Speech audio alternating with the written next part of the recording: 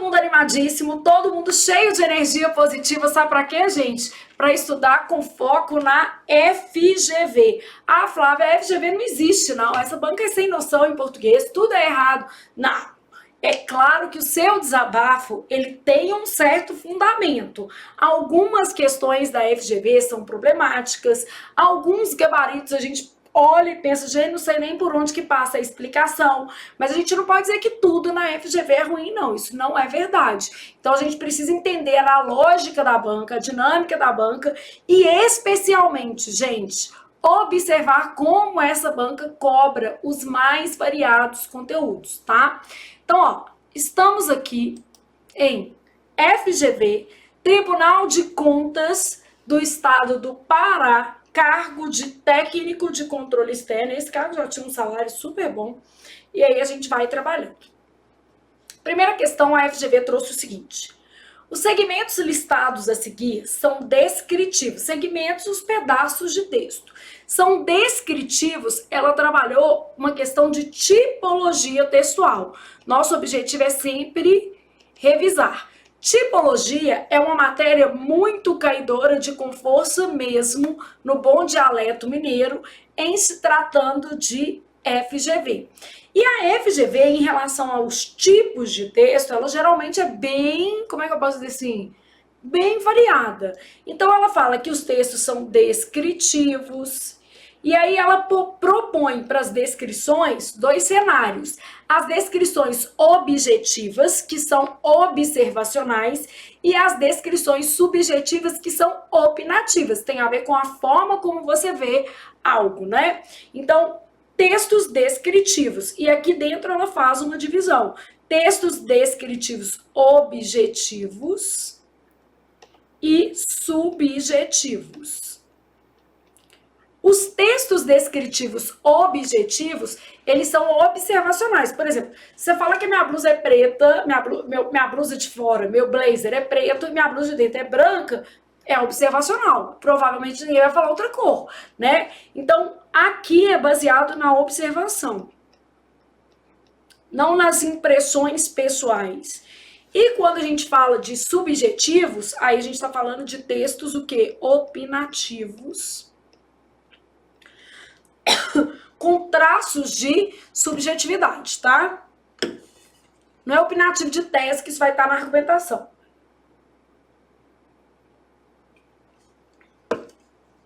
Bom, aí pensando ainda em tipologias, os textos podem ser narrativos.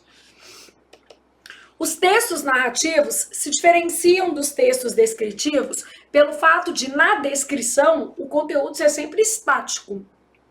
A descrição, ela não prevê a evolução temporal. Já no texto narrativo, sempre há uma evolução temporal, porque é o enredo, né?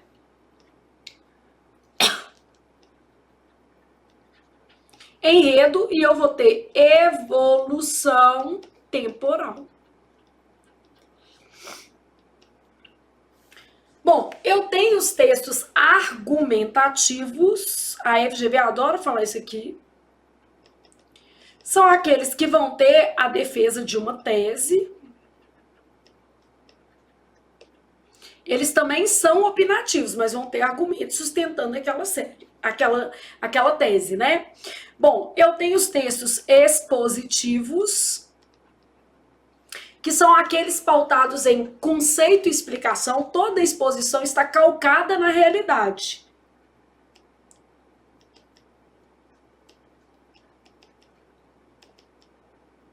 Então, sempre com base na realidade, e o texto pode ser injuntivo, e aí eles são procedimentais.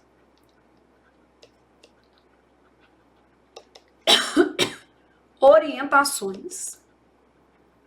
Cartilha, bula, manual de instrução, são textos notadamente injuntivos. Um texto de autoajuda pode ser injuntivo. Só te lembrando, gente, um texto, ele vai ter uma tipologia que predomina, mas em um mesmo texto pode haver mais de uma tipologia. Então, um mesmo texto pode apresentar mais de uma tipologia. Aí, como é que a gente faz? A gente avalia a que predomina. Bom, aproveitei essa questão para revisar tipologias textuais. Então, os textos, eles são divididos geralmente em 5 categorias quanto à tipologia. Alguns autores vão trazer um pouco mais, às vezes 7, vão falar em texto dialogal, texto preditivo. Eu acho que faz até muito sentido. Um texto preditivo é tipo um horóscopo, uma profecia, é diferente de um texto injuntivo, que é procedimental. Então, eu acho que faz sentido a gente ter aí um texto preditivo. Alguns autores vão colocar ainda um texto prescritivo, que é diferente do injuntivo, que é uma orientação, um procedimento. Um prescritivo vai ser tipo uma receita ou uma prescrição médica. Então, é um outro tipo. E alguns ainda vão trabalhar com textos dialogais, que o diálogo, ele tá dentro da seara da narração, só que ele não tem narrador. É um discurso como, gente, direto. E outro conteúdo que a FGV adora é tipos de discurso. Transposição do discurso direto para o indireto e vice-versa. Então, esse é um conteúdo que não apareceu nesta prova, mas nós vamos ver diversas vezes ao longo do nosso curso, tá?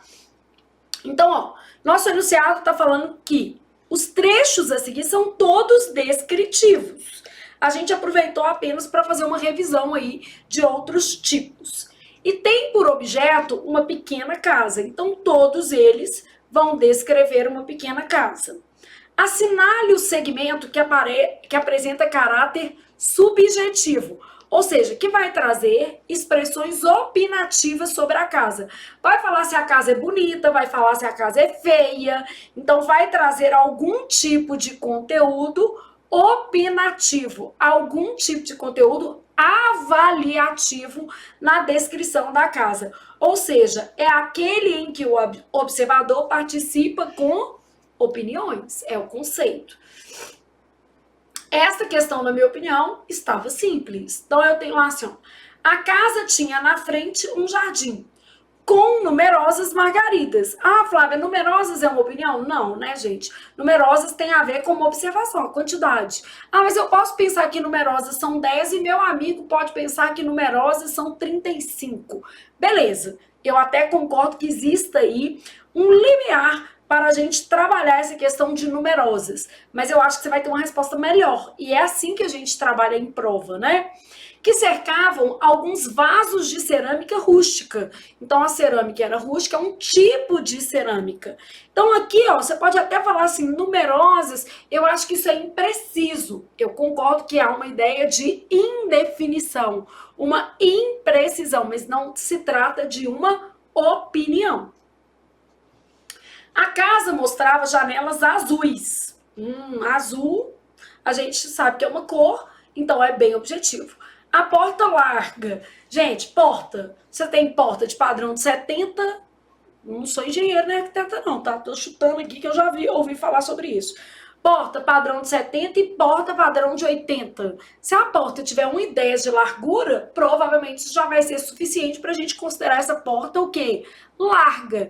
Então, nesse contexto, a partir do que a gente considera como medida padrão, a gente consegue avaliar se a gente tem uma porta larga ou uma porta o quê? Estreita. Então, isso aqui também não é opinativo.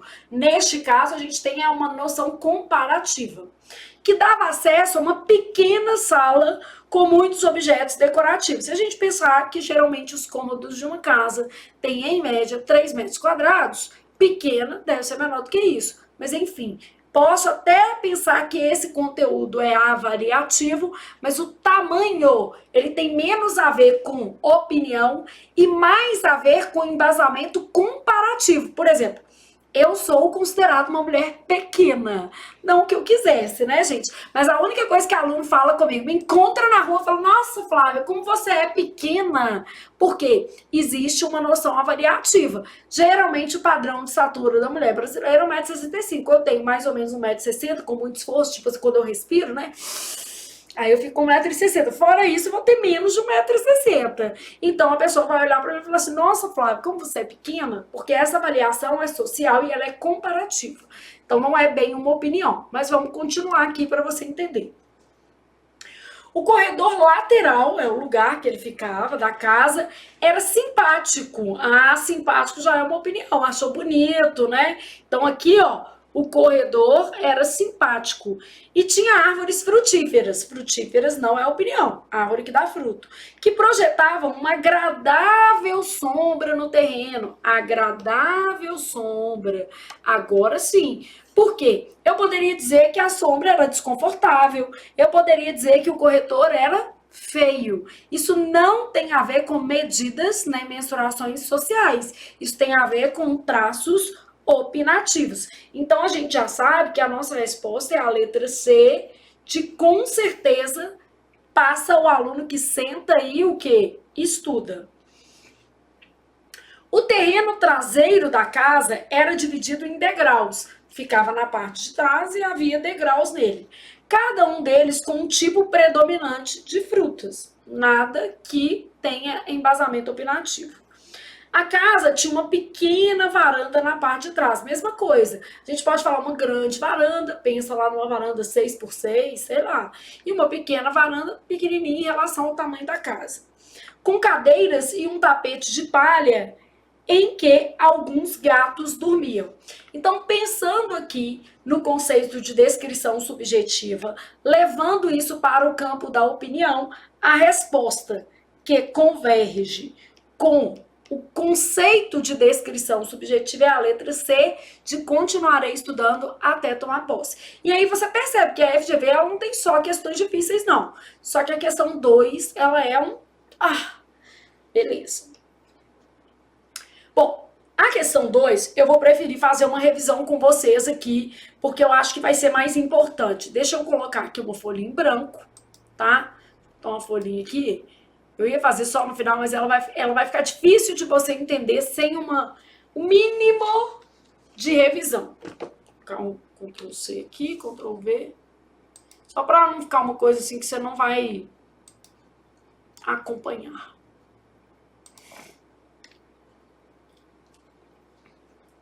Então, nessa questão aqui, o que a gente vai ter? Essa questão, ela versa sobre formação de palavras. E aí é bom que eu já posso revisar esse conceito com vocês também. Esses conceitos todos de formação de palavras, que é sempre a gente usando a questão para revisar, né? Então, ó, tenho lá uma tela em branco e aí eu vou mostrar para vocês conceitos de formação de palavras.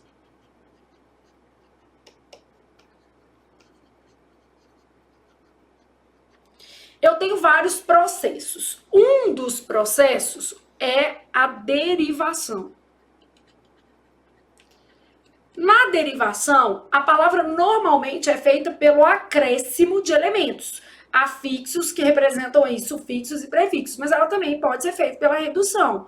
Então, na derivação, eu tenho derivação prefixal, que vai ter acréscimo de prefixo, derivação sufixal, que vai ter acréscimo de sufixo, prefixo é que vem antes, sufixo é que vem depois do radical.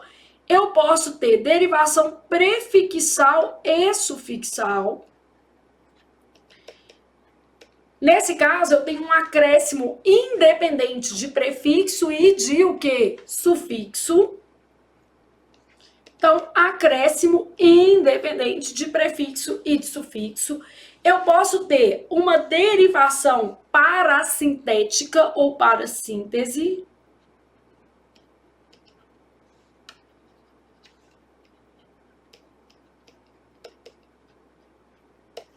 Então, derivação parasintética. Nesse caso, eu tenho um acréscimo dependente de prefixo e de sufixo. Então, tem os dois. Vou dar um exemplo aqui, tá? Eu posso ter uma derivação imprópria e posso ter uma derivação regressiva. Derivação imprópria é um processo de conversão. Eu pego uma palavra e transformo em substantivo. Então, diz respeito à mudança de classe da palavra. Ela não sofre alterações.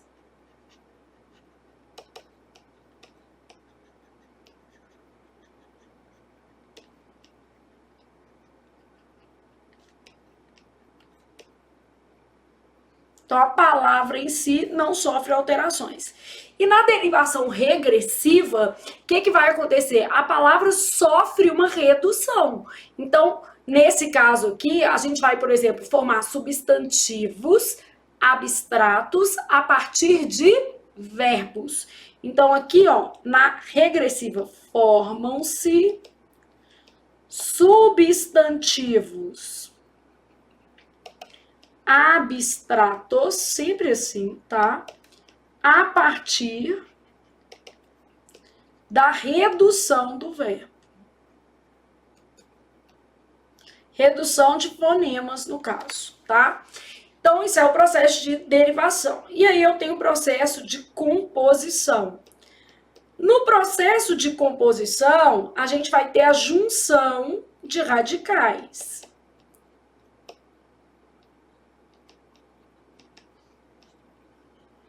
Aqui na derivação, na imprópria e na regressiva, não. Mas então a gente fala assim, ó. Em geral, ocorre acréscimo de afixos. Afixos são o que, gente? Prefixo e sufixo. Em geral, por quê? Aqui não e aqui não. Então, na imprópria, muda a classe. E na regressiva, ocorre uma redução da forma verbal, formando um substantivo abstrato. Então, não é em todas, né? Na composição, sempre será a junção de dois ou mais radicais. E aí eu tenho a composição por aglutinação, em que há perda fonéticas, né? Há perda fonética. Eu queria falar a perda de fonemas, misturei um com outra. A perda fonética ou a perda de fonemas. E eu posso ter uma composição por justaposição. E aí, na composição por justaposição, não há perda de fonemas.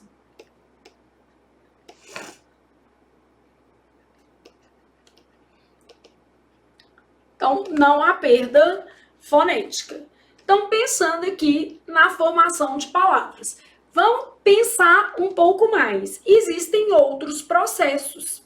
Além desses daqui, eu tenho um processo que se chama redução, que é o que caiu na sua prova, tá? A redução não se confunde com a derivação regressiva. São dois processos diferentes. Na redução, eu vou reduzir uma palavra ao limite do compreensível. Eu tenho o processo de abreviação, que é a representação de uma palavra por letras. E eu tenho o processo de siglagem. O que é o processo de siglagem, gente? Vou representar uma determinada expressão ali pelas suas iniciais. Geralmente o nome próprio, mas pode acontecer um processo de siglagem com organizações não governamentais, não é nome próprio, e mesmo assim a gente vai ter ONGs, por exemplo, formando um processo de siglagem, tá? Além desses processos, eu posso ter, por exemplo, neologismo, que é uma palavra em desuso, e arcaísmo, falei ao contrário, eu já pensei aqui, tá? É uma palavra nova e aqui uma palavra em desuso, mas vamos conceituar isso tudo para ficar legal. Bom, quando eu falo em siglagem, eu estou falando da representação de uma expressão por meio das iniciais. Em geral, por meio das iniciais, porque pode ser necessário fazer alguma adaptação, algum ajuste de letra, tá? Então, siglagem.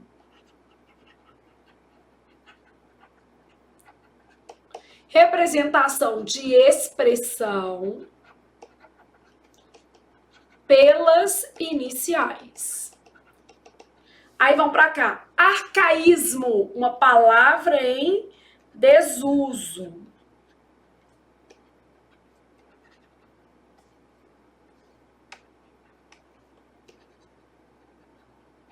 Então, uma palavra em desuso. Abreviação, Vossa Excelência, aí você vai lá, coloca, né, tipo assim. Então, o que vai ser uma abreviação? Representação de uma palavra ou termo, por exemplo, Vossa Excelência, um termo, né? Por letras, geralmente letras iniciais, mas a gente pode ter outras apartamento, APTO, entendeu? Então, geralmente. Redução é a redução da palavra ao limite do compreensível. Então, a gente vai reduzir a palavra ao limite do compreensível. E neologismo, a gente vai ter uma palavra nova, criada a partir das possibilidades da língua. Mas essa palavra ainda não está lexicalizada, ela não está ali no dicionário disponível para a gente.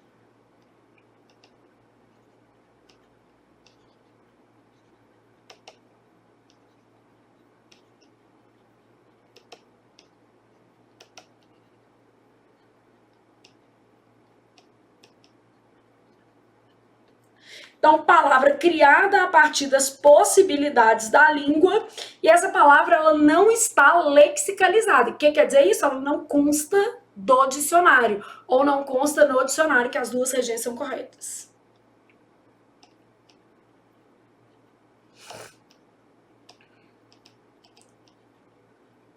Vistos os conceitos, e como a gente está animadíssimo nessa linda noite de quarta-feira, eu vou exemplificar essas coisas com vocês. A questão mais difícil da prova, na minha opinião, era essa, tá?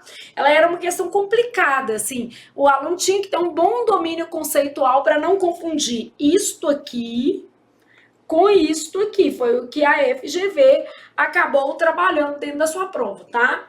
Bom, uma derivação prefixal. Eu falo, por exemplo, injusto. Prefixal. Sufixal, eu falo justiça. Sufixal. Prefixal e sufixal, eu falo injustiça. Porque eu tenho apenas injusto e tenho o quê? Justiça. A colocação do prefixo é independente da colocação do o quê? Sufixo. Eu posso fazer a palavra só com o prefixo ou somente com o sufixo. Injustiça. Para a sintética, eu vou ter um acréscimo dependente de prefixo e de sufixo. Então, vamos pensar que eu tivesse ensolarado, um dia ensolarado. É tudo que eu preciso, gente, de um dia de sol. Ensolarado. Aqui a minha palavra é sol, né? Eu não vou ter em sol e nem o quê? Solarado. Então, um dia ensolarado, eu tenho um acréscimo aí simultâneo de prefixo e de sufixo. Ok. Derivação imprópria, a gente tem a percepção desse caso a partir da mudança da classe da palavra. Inclusive, nesta prova vai ter uma questão de derivação imprópria. Olha que legal. Porque vai ter uma questão lá na frente em que a FGV pediu assim, ó, onde é que a gente tem adjetivo com função de substantivo, usado como substantivo. Então, eu vou usar assim, ó, o belo é relativo. Beleza, né, gente? Meio relativo. Então, o belo é relativo. Belo pertencia à categoria dos adjetivos e foi nesta frase usado como substantivo. Então, isso é um processo de derivação imprópria. Ô Flávia, então uma derivação imprópria é também um processo de substantivação? Sim. É também um processo de substantivação. Você ainda vai achar autores falando que se trata de um processo de conversão. Então, sim, a gente troca a classe da palavra, tá? Existem alguns processos de derivação imprópria mais sofisticados, e a FGV não é benta, né? Ela pode, às vezes, cobrar. Que é quando eu passo, por exemplo, de um substantivo próprio para comum, ou quando eu passo de um substantivo comum para próprio. Vou dar um exemplo da palavra cordeiro. Cordeiro, tecnicamente, um animal, é um substantivo que? Comum.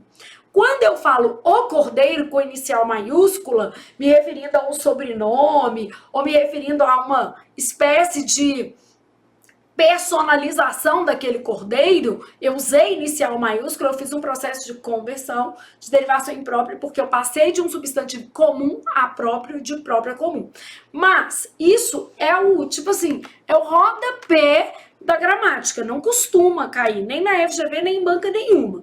O normal é você saber o que é derivação imprópria. Consiste na mudança de classe de uma palavra notadamente em processos de substantivação. Então, no caso de derivação imprópria, a palavra em si não sofre o quê? Alterações. A gente altera apenas a sua classe, beleza? Molhando a palavra aqui. Então, pensei. Agora eu vou para o problema da prova, a tal da derivação regressiva. O que é a derivação regressiva? Formam-se substantivos abstratos a partir da redução do verbo. Então, ó, eu tenho um verbo tipo atacar, eu vou fazer ataque. E aqui reduz, gente, porque some um fonema. Atacar fez ataque. Eu já vou usar o que está na prova, para você entender o que aconteceu, ó. Batucar, eu vou ter o quê? Batuque. Igual aqui, ó.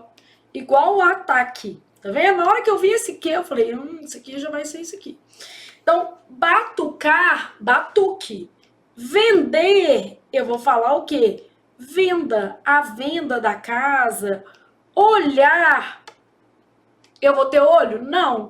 Por que que não? Porque, aí já vou te mostrar aqui que é diferente. Porque, na verdade, olho é substantivo concreto. Então, olho é que forma o quê? Olhar. E forma como? Por derivação prefixal. Então, a gente tem que ler os conceitos direitinhos. No caso aqui, eu posso formar apenas substantivos abstratos a partir da redução do verbo. Então, o ataque é um substantivo abstrato, porque é o ato de atacar. A venda da casa é o ato de vender. O batuque é o ato de o quê? Batucar. Comprar, eu vou ter compra. A compra do imóvel é o ato de comprar. Então, beleza, gente. Eu já entendi que na regressiva eu vou pegar um verbo, beleza?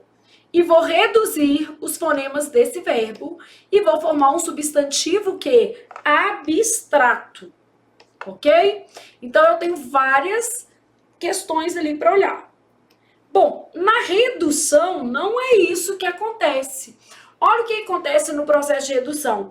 Eu vou reduzir uma determinada palavra ao limite do compreensível. Em vez de falar fotografia, eu vou falar o quê? Foto. Em vez de falar motocicleta, eu vou falar o quê? Moto. Em vez de falar segunda-feira,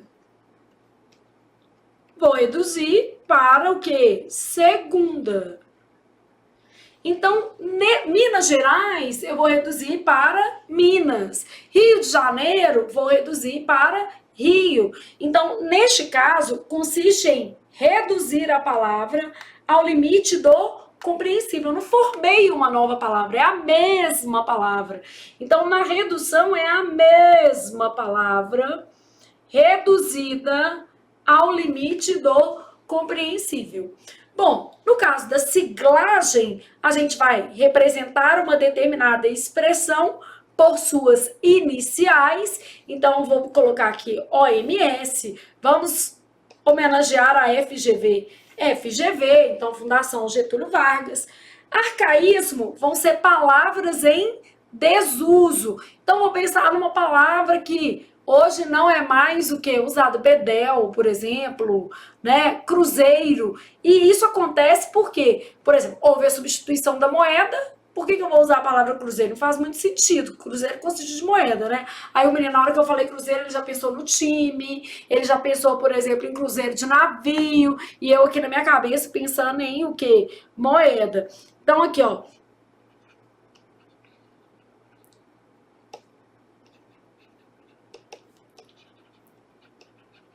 Tem que ter sempre um contexto, né?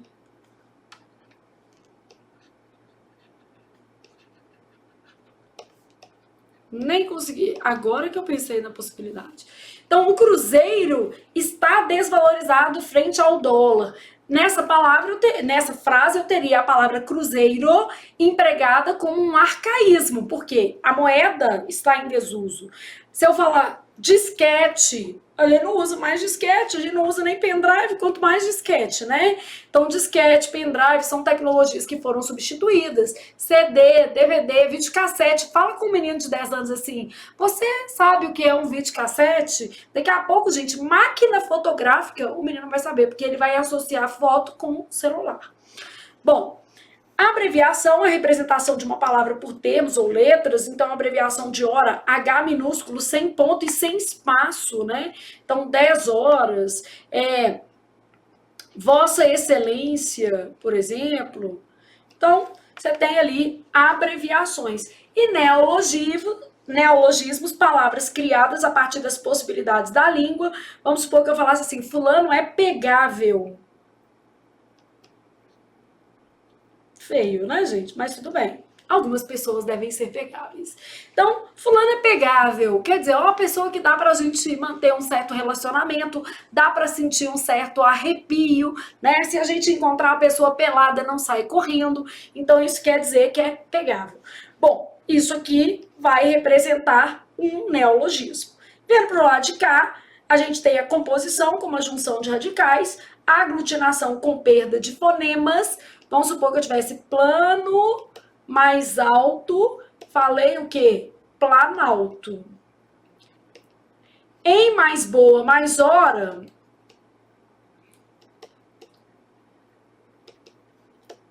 embora. Então, aglutinaram-se aí letras. E por justa posição, apenas se somam as palavras sem alterar a fonética. Então, eu falo girassol, eu falo passatempo, pode ter hífen, tipo segunda-feira. Então, isso aqui. Bom, com isso a gente fez uma revisão mega completa de formação de palavras. Mas na nossa prova, o que nos interessa? Diferenciar a redução. E a redução, nesse caso, consiste em reduzir uma determinada palavra ao limite do compreensível de um caso de derivação regressiva. Na derivação regressiva, a gente vai formar substantivos abstratos a partir da redução de um verbo. Agora a gente pode fazer a questão. Olha o que eu tenho na minha questão. Desculpa, fui pro lado errado, pra frente. Sempre pra frente, sempre, sempre, sempre. Eu tenho pneumático, pneu, batucada e batuque. Eu tenho fotografia e foto, extraordinário e extra, cinema e cine.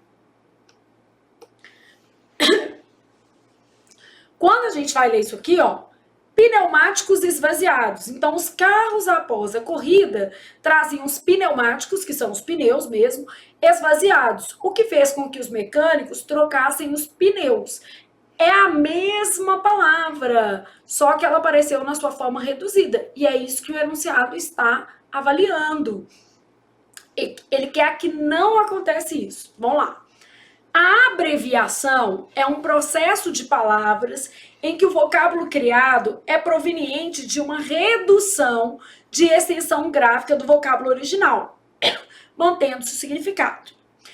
Nas frases listadas a seguir, o vocábulo sublinhado foi abreviado na continuidade da frase. Apesar dele ter usado a palavra abreviação, o que está acontecendo aqui é um processo de redução. Conceitualmente, isso não está errado. Por que isso não está errado? A siglagem é um processo de abreviação. A redução é um processo de o quê? Abreviação. Nesses casos, a gente não forma novas palavras. E a gente tem as abreviações, que são abreviações naturais, que consistem na redução da palavra e a representação dela por letras. Bom, aí eu tenho o seguinte: assinale a frase em que a abreviação não corresponde ao vocábulo original. Claro, que se o menino falar assim, errei, vou entrar com recurso, tenta. Porque aí você vai tentar mostrar que isso aqui, o melhor seria a gente escrever o quê? Que a redução, mas a redução ela está relacionada a um processo de abreviação. Todos os processos de redução de uma palavra, mantendo o seu significado, mantendo a sua classe, podem ser considerados processos de abreviação, tá? Então, a gente vai ter, dentro desses processos de abreviação aqui, ó, tanto a siglagem aparecendo aqui, quanto os processos de o quê? Redução também aparecendo aqui. Posso até usar uma cor diferente, né? Porque aqui é tanta cor.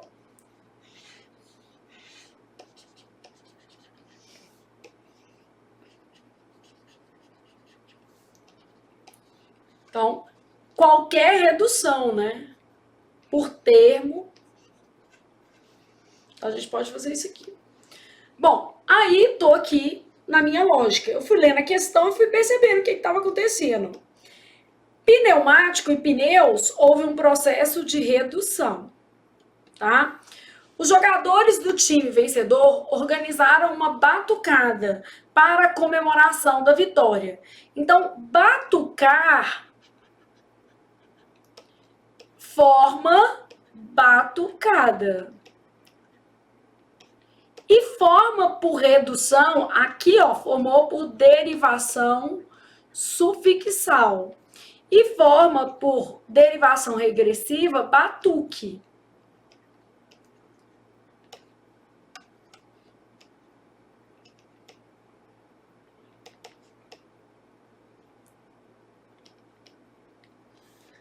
Então, a questão é o processo aqui, é de derivação. Ó, batucar forma batucada. É um processo de derivação sufixal.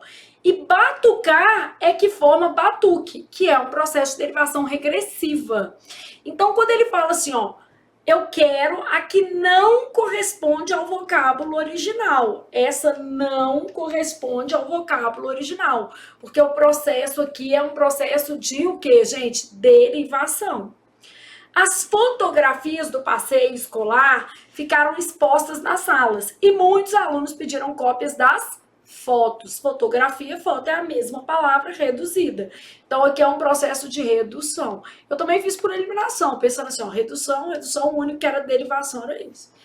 Os funcionários da empresa tiveram que fazer um esforço extraordinário. Esforço extraordinário é a mesma coisa de um esforço extra. A palavra extra já é extraordinário. Aqui a gente tem uma redução. Então, nesse caso, redução. Hora extra, extraordinária, além da ordinária. O cinema sempre foi um tipo de lazer popular. Não sei como, né, gente? Que cinema tá R$25 para entrar. Eu que tenho 3 filhos, 25. Mas pipoca para cada um, 50, porque a pipoca no cinema é cara. Então, 3 filhos, 150. Mais a mãe, 200. Vou nada. Ficar aqui em casa, Netflix.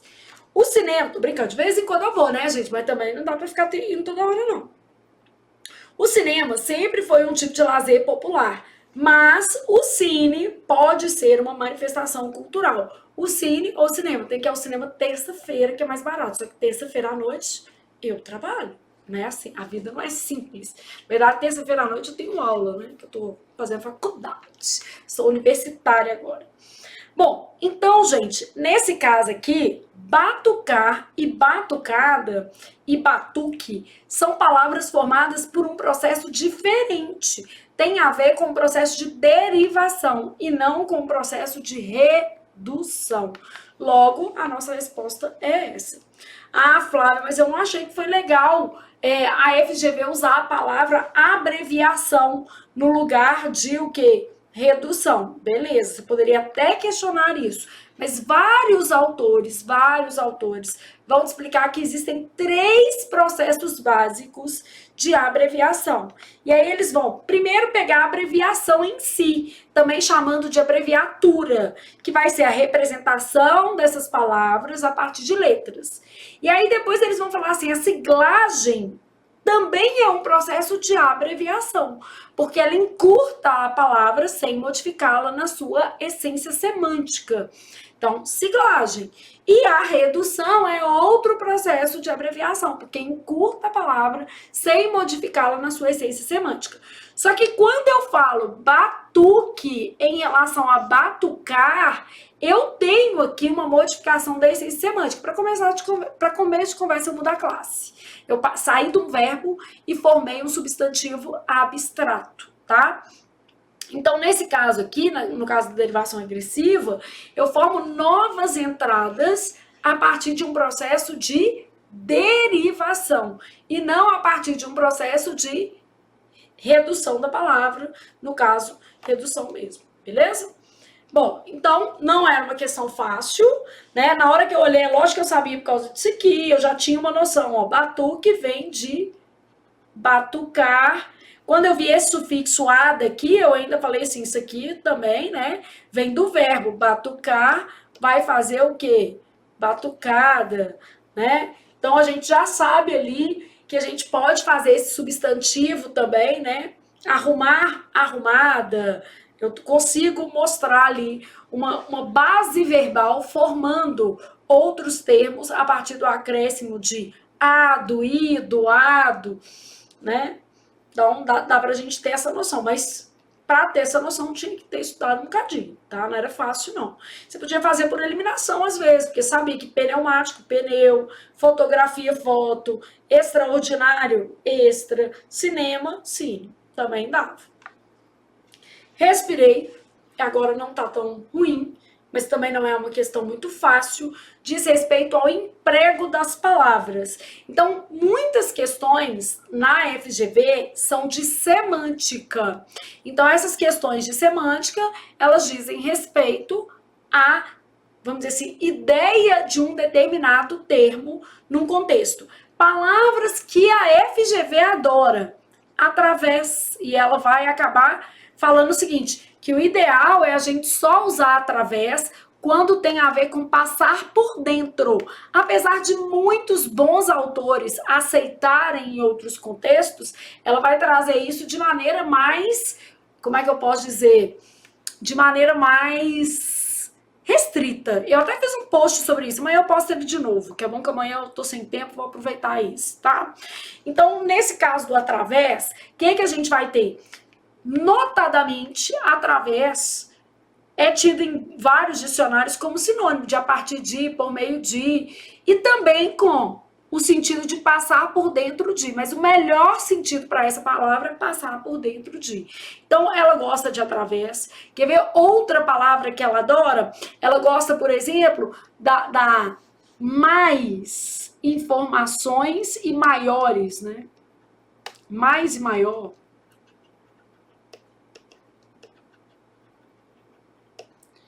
Então, por exemplo, maior é aquilo que tem a ver com tamanho. Então, eu não posso pedir maiores informações, porque não quer dizer uma informação grande ou pequena. Quer dizer outras informações. Então, esse mais tem sentido de o quê? Outras. Então, ela vai trabalhando esse tipo de palavra. Ah, ela gosta também de expressões tipo a princípio e em princípio. A princípio com valor de inicialmente, em princípio hipótese, né?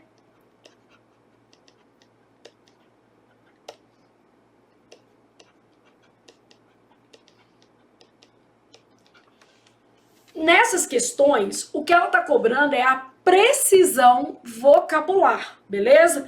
Então, o que essa questão cobra, Flávia? Precisão vocabular. De vez em quando a FGV coloca umas questões até de dicionário também.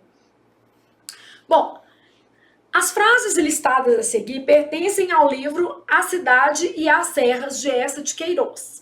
Assinale aquela em que a forma baixo está mal empregada. Então, vamos pensar. Baixo, nós estamos pensando em algum tipo de o quê? Posição. Vamos lá. Na sala nobre da sua casa, a Pampulha pendurou sobre os damascos o retrato do seu Salvador, enfeitado de palmitos como um retábulo, e por baixo a bengala que as magnânimas mãos reais tinham erguido do lixo. Então, por baixo que pendurou sobre os damascos o retrato.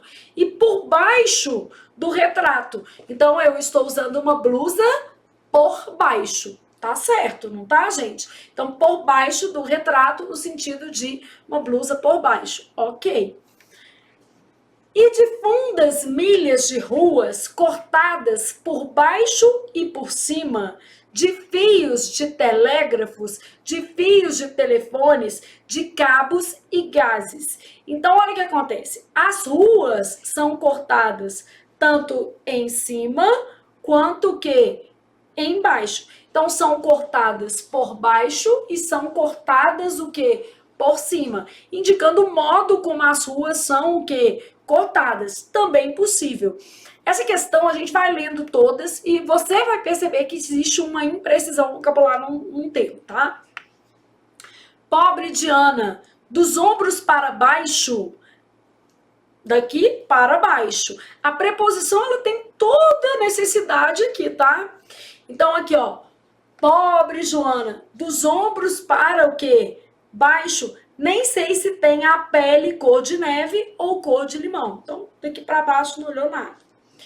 Aí eu tenho, então, ante aqueles seres de superior civilização, sorvendo num silêncio devoto as obscenidades que a Gilberte lhes gania, por baixo do solo de Paris.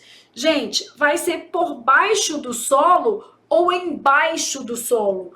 Então aqui a gente tem uma questão que os fios estão passando embaixo, eles estão no subsolo. Então aqui, ó, quando a gente fala aqui, ó, por baixo do solo é subsolo.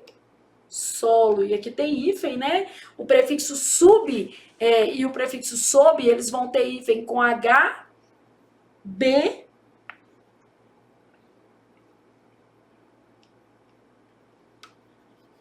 Eu que cismei com isso.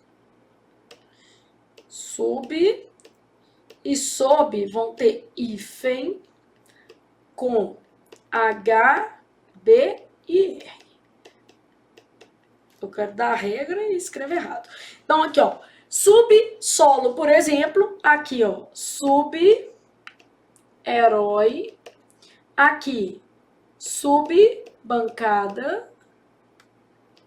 E aqui, sub-reino. Só pra você aproveitar. Sempre tudo aproveita, né? Esse sub, no sentido de o quê? Embaixo. Então, ó. Por baixo do solo de Paris é no subsolo. Ou poderia falar embaixo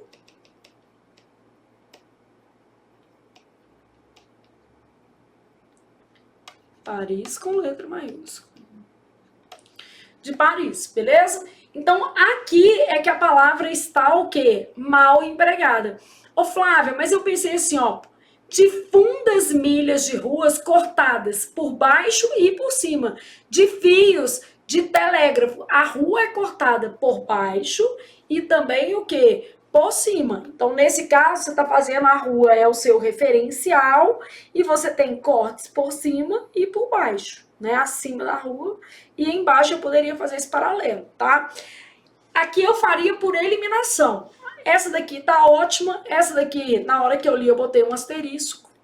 Na hora que eu cheguei nessa, ficou evidente, porque quando eu li por baixo do solo de Paris, deu para perceber que não era por baixo, era no sub o quê? Solo, tanto que a gente vai falar metrô que passa embaixo do solo, que passa no subsolo, beleza? Então, dava pra gente ter uma noção que é aqui que a palavra está mal empregada.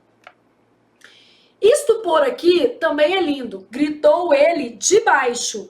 E o teu palácio tem um soberbo ar. Por onde é a porta? Então, gritou ele lá de baixo. A posição em que ele estava, tá? Então, neste caso, a gente está olhando realmente o sentido das palavras e a precisão vocabular. Não quer nem dizer que a gente não usa dessa forma. É igual através. Aqui, a FGV vai fazer essa contraposição entre através e por meio de.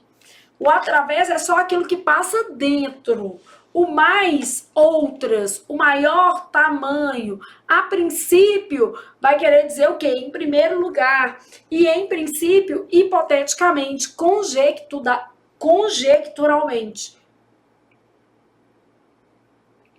Bom, beleza. Então, qual vai ser a nossa resposta? D de Deus ajuda menino que senta e estuda. Inclusive, precisão vocabular, porque a FGV cobra. A questão 4, eu olhei e pensei assim, gente, prova do Tatá. Tatá, né, tá no 6º ano, Cheio de questão assim na prova dele. É uma questão de locução adjetiva.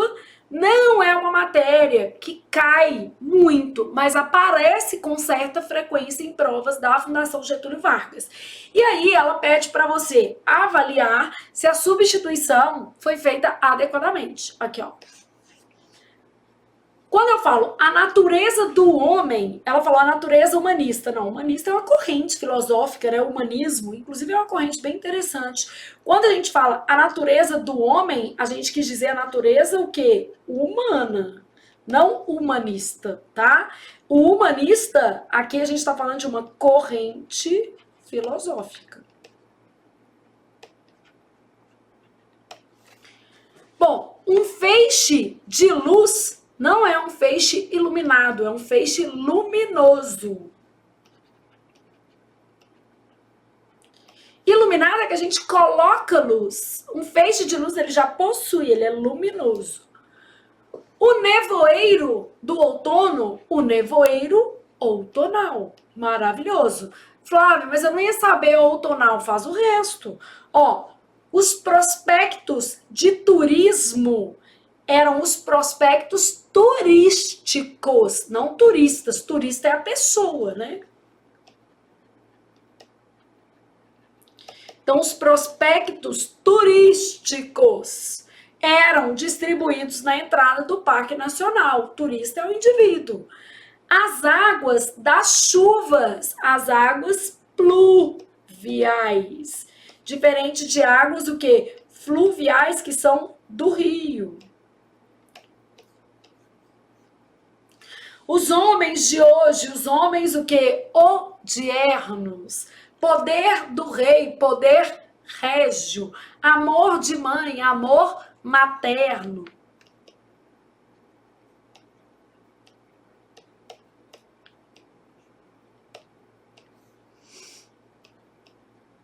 Só para você ter outros exemplos.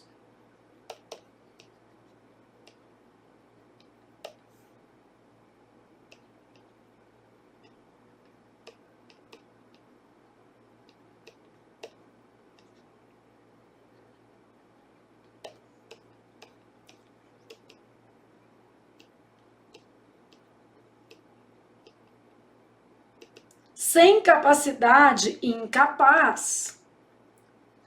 Que às vezes vem umas preposições, né?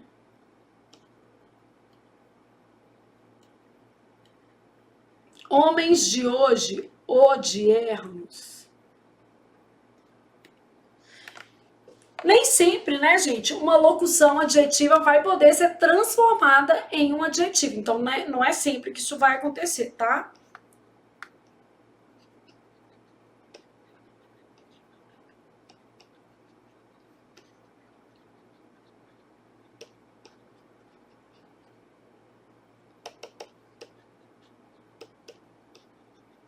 Então, nem sempre uma locução adjetiva terá um adjetivo correspondente. Vamos supor que eu tivesse assim, ó, sala de votação. É o lugar que vai votar. É a mesma coisa de sala votada? Lógico que não, né? Então, sala de votação não é a mesma coisa de sala o quê? Votada. Não faz nenhum sentido essa substituição. Então, nós temos que lidar com várias coisas. Nem sempre haverá um adjetivo correspondente, mesmo que a gente tenha uma locução adjetiva. Lembrando que a locução adjetiva é um conjunto de palavras que funciona ali tal qual um adjetivo. Normalmente, esse conjunto é formada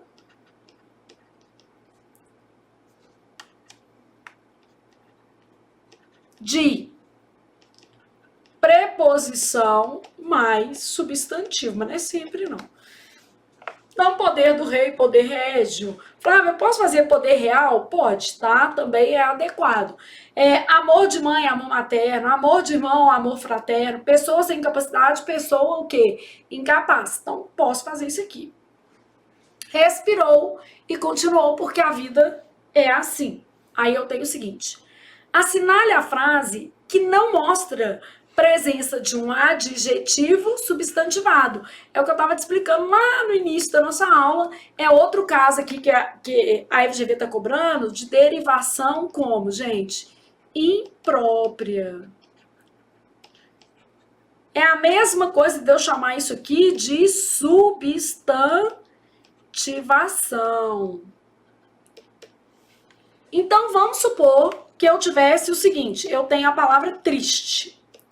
Triste é uma palavra que figura normalmente no dicionário como adjetivo. Pessoa triste, homem triste, mulher triste, mãe triste, enfim.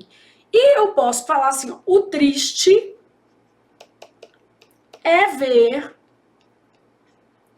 o governo ignorar o povo.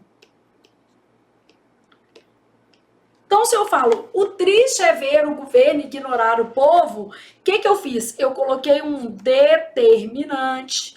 Esse determinante se referindo à palavra triste. Essa palavra triste, que era adjetivo, passou a ser usada como substantivo. Então, isso aqui é que é o processo que a gente chama de substantivação. Eu pego a palavra pobre e falo assim, ó, o pobre deve buscar seus direitos. Então, ó, pobre, normalmente tratado no dicionário como adjetivo. E aí eu falo, o pobre deve buscar seus direitos. Quando eu falo o pobre deve buscar, eu tenho um determinante e essa palavra pobre que está aparecendo aí, ela foi usada como que substantivo. Então, é um processo de substantivação, beleza? Respirei, gente. Agora eu já sei o que é substantivação. Então, assinar a frase que não mostra a presença de um adjetivo substantivado. A arte é a busca do inútil. Ao determinante aqui, ó. Então, isso aqui é uma substantivação. Se tivesse assim, de algo inútil, seria adjetivo. Mas aqui a gente tem o inútil. Nesse caso, processo de substantivação. O belo não me importa. Belo me importa, tá, gente? Quero a Alexandre com a barriga de tanquinho.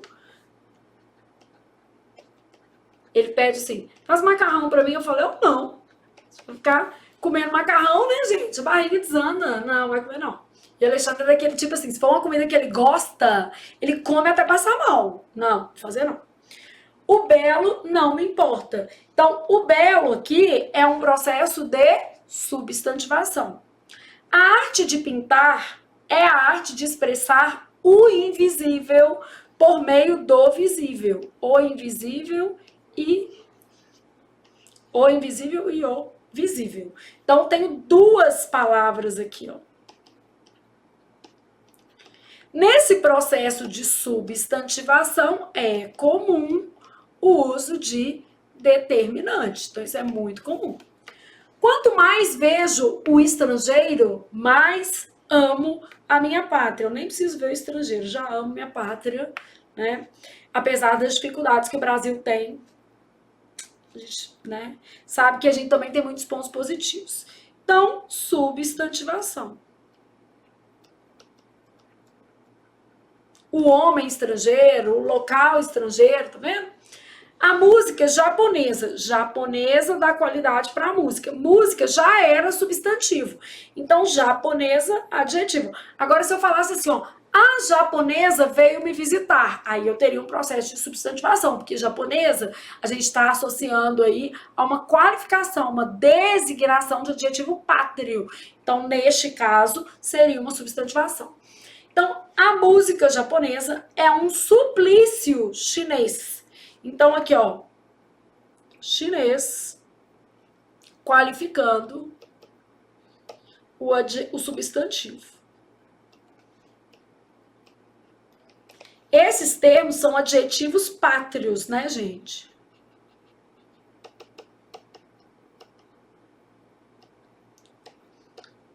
Usados para designar nacionalidade barra naturalidade. Então, são usados para designar tanto nacionalidade quanto o quê? Naturalidade. Naturalidade geralmente está associada à cidade e nacionalidade ao país.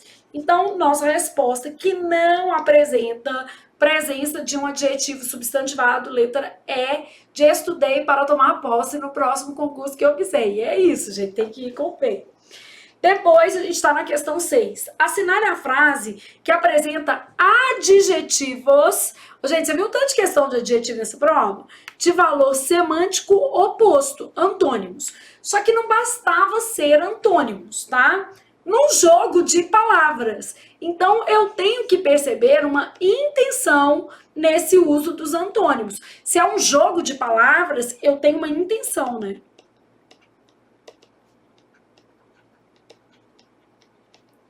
Tem que ter uma intencionalidade discursiva com o par antitético. É antitético porque é de antítese, né? De oposição. Então, eu quero adjetivos, tá? O homem consequente crê no destino, beleza? O que pensa nas consequências. O volúvel, aqui, ó, essa palavra foi substantivada. Tá implícito homem, já começamos por um problema. O volúvel, então aqui o termo está substantivado, nem são dois adjetivos. Aqui é adjetivo e aqui é substantivo. O homem consequente crê no destino. O volúvel crê no azar. Beleza, essas palavras são antônimas. Consequente, aquele que pensa na consequência, e volúvel, aquele que não pensa. Posso até pensar nisso. Mas existe um jogo de palavras? Acho que não. Mas deixa aí e vai ver, porque o jogo de palavras você vai identificar.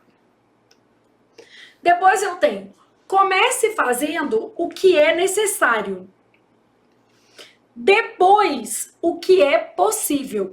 Possível e necessário não são bem antônimos, tá? Então, nesse caso, eu nem diria que nós temos um par antonímico ou um par antitético. Porque uma coisa pode ser possível e ao mesmo tempo que necessária. Então, não acho que aqui a gente tem nem antítese.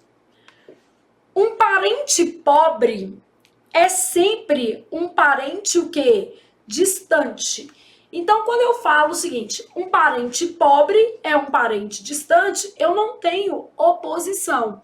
Eu estou dizendo que uma pessoa pobre é distante. Isso aqui não é oposto. Pobre e distante, nada a ver, né? Minha mãe, né, tinha muitos filhos quando a gente era mais novo. Minha mãe teve 4 filhos, muito assim, perto de outras famílias, né? E nós éramos os parentes pobres. Então, nós éramos sempre os parentes distantes. A gente não era convidado para nada, porque a gente comia muito. Enfim, era o que a gente tinha, né, gente? E vai à casa do parente, tinha uma maçã, tinha uma banana, a gente ficava empolgada ali. Um parente pobre é sempre um parente distante, não tem par antonímico. Os parentes distantes, sempre estão próximos demais. Agora eu tenho um trocadilho, eu quis fazer um jogo. Os parentes distantes estão sempre próximos demais. Então aqui existe uma intencionalidade nessa antítese. A gente consegue perceber ali o efeito de sentido. Então eu tenho distantes estão próximos demais. A nossa resposta vai ser essa. Chamar alguém de presunçoso é chamar-lhe de louco em bom estilo. Aqui ele está trabalhando que presunçoso e louco são a mesma coisa, só que com um nível de eufemismo. Então, uma pessoa presunçosa, você usaria ali um eufemismo para chamar alguém de louco com estilo. Então, como é que eu faria essa questão? Não existe par antitético, não existe par antitético, não existe, porque esse aqui, inclusive, ele está chamando de sinônimo, né? E na letra A, a gente percebe uma certa oposição. O homem consequente crê no destino. O volúvel crê no azar. Só que aqui a palavra está funcionando como substantivo que já eliminaria, porque eu quero adjetivos de valor semântico oposto. Aqui, ó, Parentes distantes estão sempre o quê? Próximos. Os parentes é que estão próximos. Então, no caso aqui eu tenho 2 adjetivos. Esses 2 adjetivos com certa intencionalidade discursiva formam um par antitético. Resposta letra D, de Deus ajuda o menino que senta e estuda. Respirou, vamos para a questão 7. Essa questão 7, na FGV, é muito caidora de com força mesmo. As frases listadas a seguir mostram uma comparação. Assinale a frase em que a comparação é explicada. Quando a comparação é explicada, você vai colocar um porquê. Dá pra gente usar isso aqui. Existe uma explicação da comparação. Flávia, nem entendi o que você quis dizer. Ó, vamos imaginar que eu colocasse assim, ó,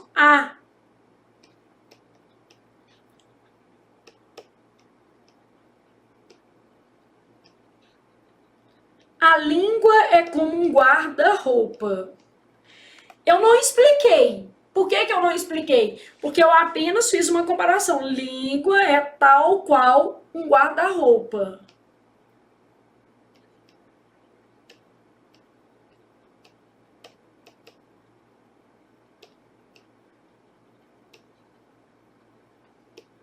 Aí, ó, tô explicando.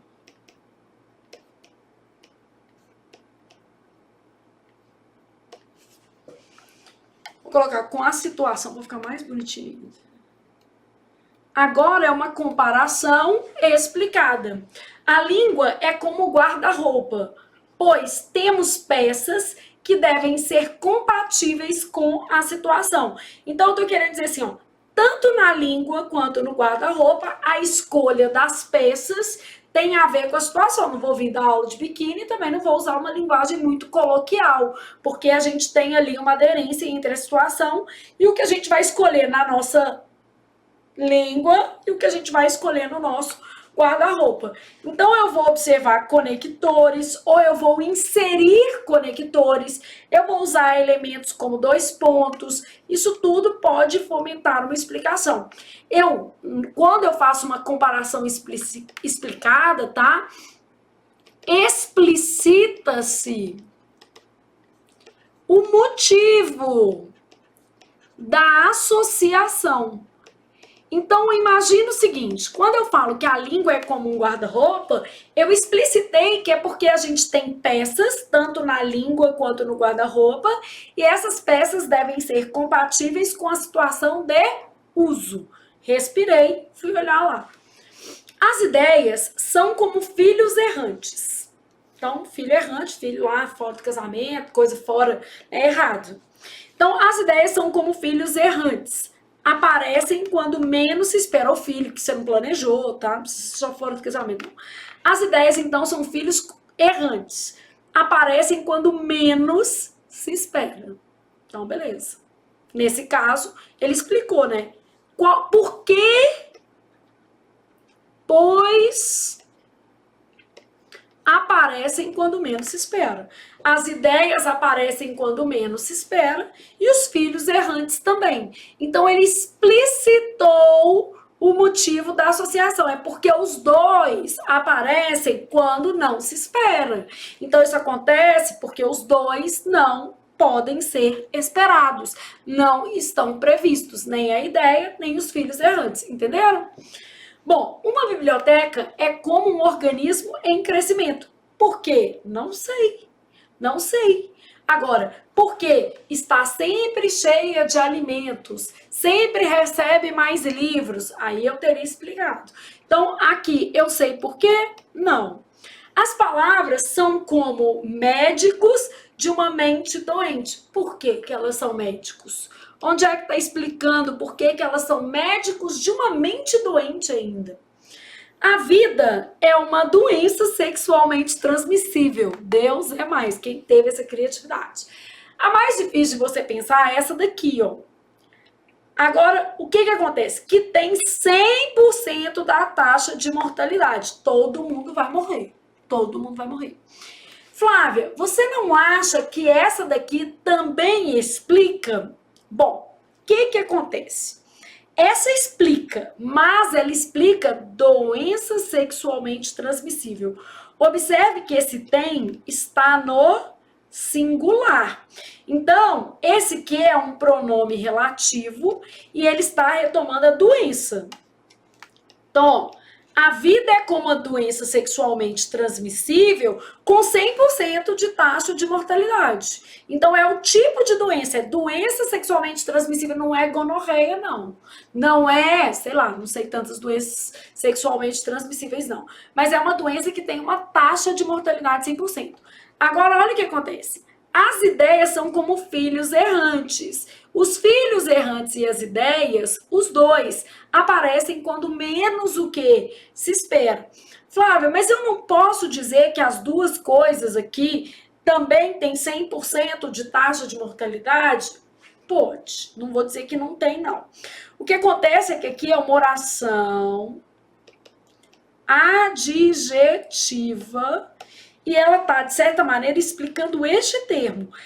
A vida é como uma doença sexualmente transmissível que tem 100% de taxa de mortalidade. É se eu falasse assim, ó, a vida é um blazer preto, de cor preta, beleza? Então, isso aqui está explicando esse termo específico e não a comparação como um todo. A resposta, logicamente, vai ser a A, mas a letra D, ela dava ali uma margem para você realmente ficar em dúvida. Flávia, eu inclusive interpus recurso para essa questão. Eu fiz recurso sobre essa questão para vários alunos. E, infelizmente, ou felizmente, para alguns, né, porque tudo vai ser uma via de mão dupla, a FGV não anulou. Se eu olhar para essa questão, eu entendo que a oração adjetiva ela não se refere à comparação. A oração adjetiva ela tem um pronome relativo. O pronome relativo ele retoma um termo da oração principal. Então, eu não estou explicando a comparação. Eu estou explicando um termo da oração principal, sendo muito honesta, porque o menino recorre, gente, pela oportunidade, pela chance, não é sempre porque cabe, não, né? Sendo muito honesta, na minha visão, aqui essa questão ela não tem problema. Por quê? O pronome relativo ele se refere a um termo da oração principal. E o que eu quero é a frase em que a comparação na sua essência, a comparação toda é explicada, tá?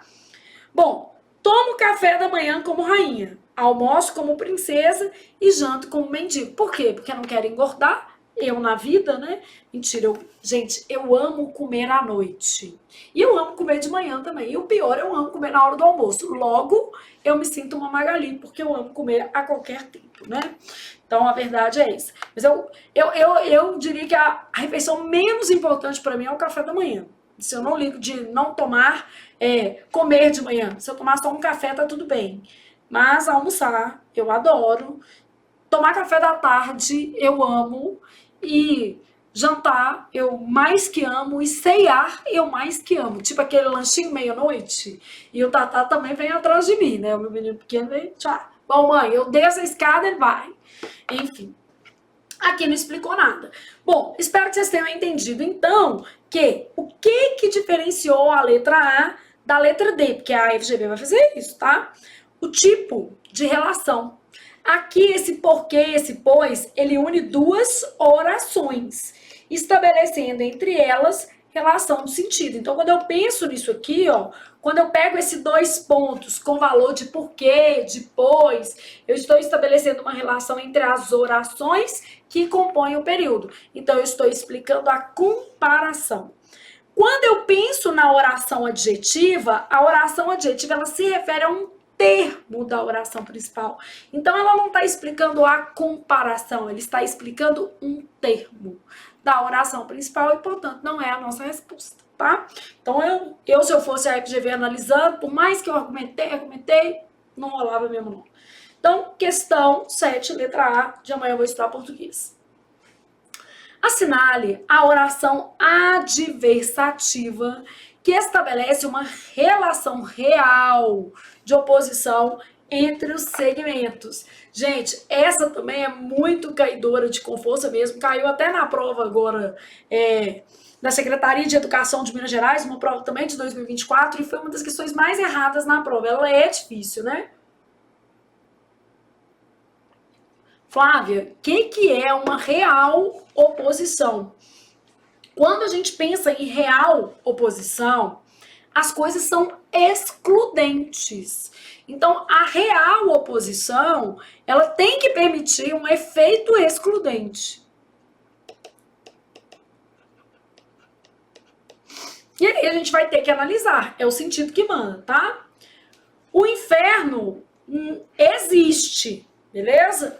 Mas não funciona. O fato de existir significa que tem que funcionar? Não. Tem muita coisa que existe e não funciona, beleza? Então, vamos pensar, não é um efeito excludente, porque o fato de algo existir, tem gente que existe e não funciona, não pega no tranco, não vai. Então, o inferno existe, mas não funciona, entendeu? Existem pessoas que têm uma aptidão mais funcional e outras menos funcionais. Então, existir e funcionar não trazem uma real oposição, porque não existe nesse par uma exclusão. Deus fez tudo de nada, beleza? Então, aqui, ó, ele fez tudo de nada, né? Mas o nada transparece. Ainda dá para perceber o nada. Bom, vamos supor que o nada fosse o azul, para você entender a frase melhor. Deus fez tudo do azul. Então, o azul era a base, né? Só para você entender. Mas o azul transparece, é visível, você pode ver. Então, Deus fez tudo do nada e o nada transparece. Então, isso aqui não é uma real oposição. Porque se ele fez a partir do nada, é natural que o nada possa ser percebido. Se você fez o mundo a partir do azul, é natural que o azul transpareça. Entenderam? Só que são frases complicadas. E o raciocínio da FGV, gente, é um raciocínio, como é que eu posso dizer? Executor. Quanto mais questões nós fizermos, melhor para nós. E é assim que a gente procede no curso da FGV inteiro, tá? Temos a religião precisa para odiar. Então, existe uma religião precisa para odiar, mas não suficiente para amarmos uns aos outros. Então, temos uma que odeia com precisão e outra, aqui ó, mas não suficiente para amarmos uns aos outros. Isso não é uma exclusão. Se eu odeio, aqui, ela não vai ser suficiente para amar. Aqui, se ela é precisa para odiar, ela é não suficiente para amar uns aos outros, né? Se odeia, não ama, beleza? Então, aqui, na verdade, a gente tem assim, ó, a gente tem uma religião precisa para odiar e não suficiente para amar. É um E muito aditivo esse daqui, tá? Deus dá riqueza até mesmo para os homens maus, beleza? Mas para poucos dá excelência, mas pode dar os dois ao mesmo tempo. Deus, me dê riqueza e excelência. Pelo amor de Deus, estou precisada. Suficiente tá bom, não precisa ser muita coisa não. Pagar umas contas que eu tô aí grandes, vai dar tudo certo.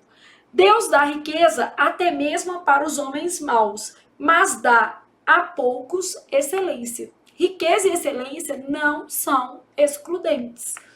Tá. O bobo se acha um sábio. Para começo de conversa, o bobo não é sábio. Mas o sábio se acha um bobo.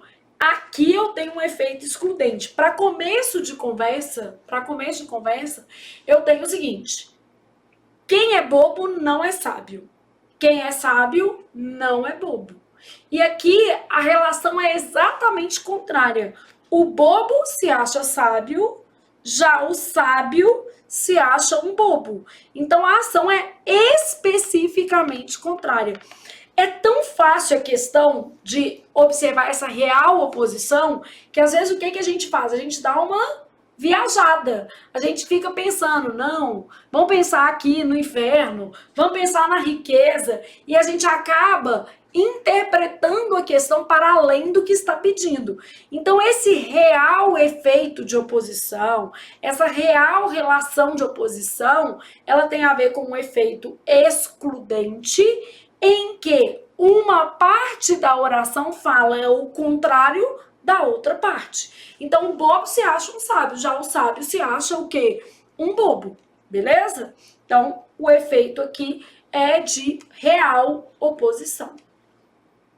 E aí a gente vai convivendo com essas questões, entendendo como é que a FGV trabalha, tá?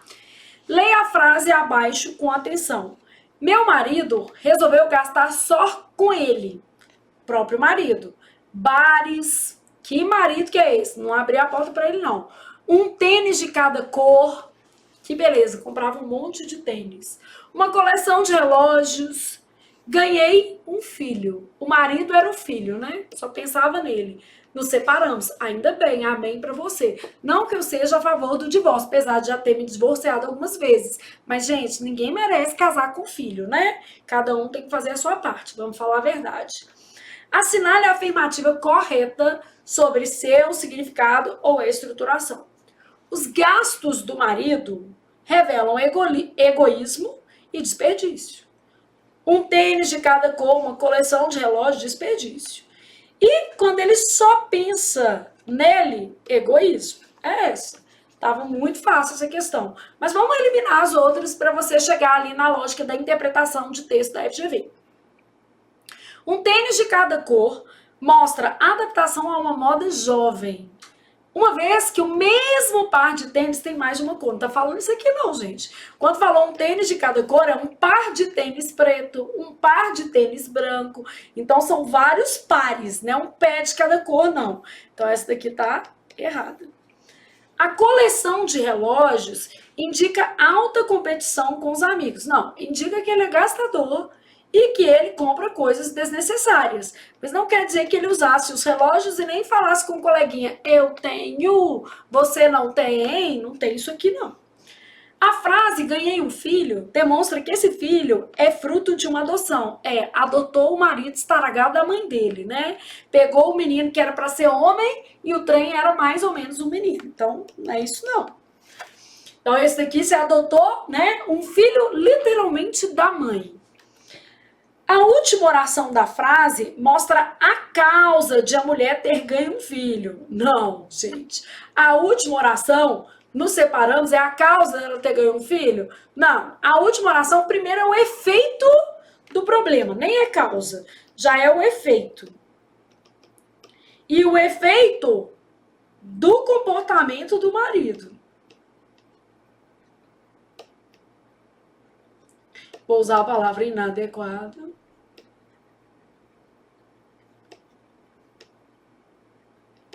Então, isso aqui está errado. Beleza, resposta letra A, essa questão era fácil. Isso aí vocês foram percebendo que a FGV ela vai passando assim por questões mais fáceis e mais complicadas. Flávia, 70% na FGV é um bom resultado para a língua portuguesa? É um resultado, como é que eu posso dizer? Satisfatório.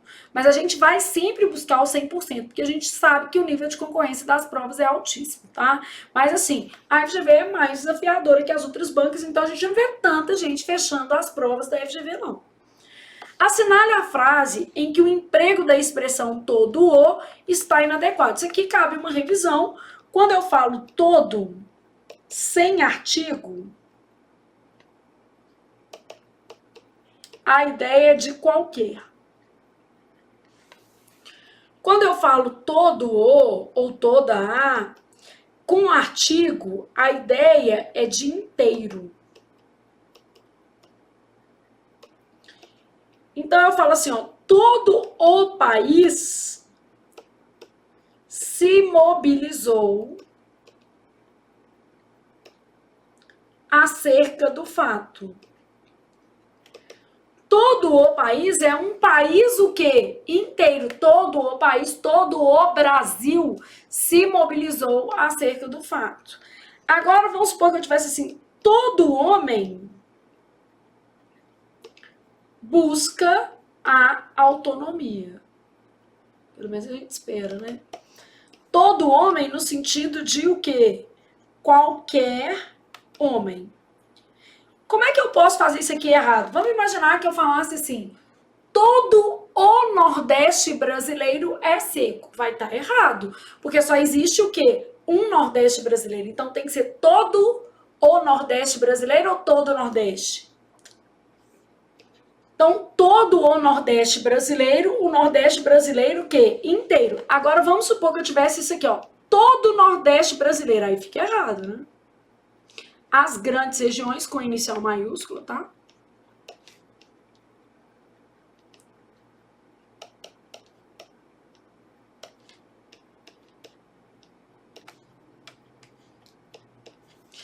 Todo o Nordeste brasileiro é seco. Por que essa frase está errada? Todo o Nordeste. Porque não é qualquer Nordeste, só existe um. Então, aqui, ó, só existe um. Então, teria que ser o Nordeste brasileiro, que inteiro. Todo o Nordeste brasileiro, com artigo. Então, o artigo é obrigatório aqui. Então, vamos olhar. Todas as interações humanas. No plural tem que ter o artigo. Ó. Todas as interações humanas. Não tem todas as interações humanas. Todo o conhecimento humano pode ser resumido em duas palavras. Espera e esperança. Todo o conhecimento quer dizer o conhecimento humano inteiro.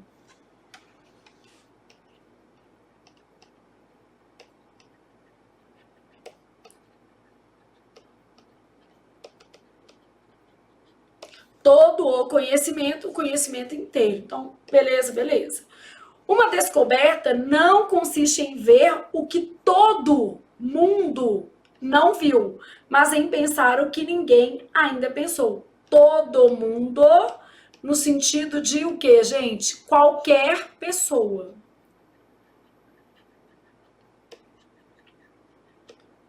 Todo mundo, qualquer pessoa. O talento é a qualidade que ultrapassa todas as dificuldades. No plural vai ter artigo, tá? O maior elogio que eu vi em toda a minha vida inteira.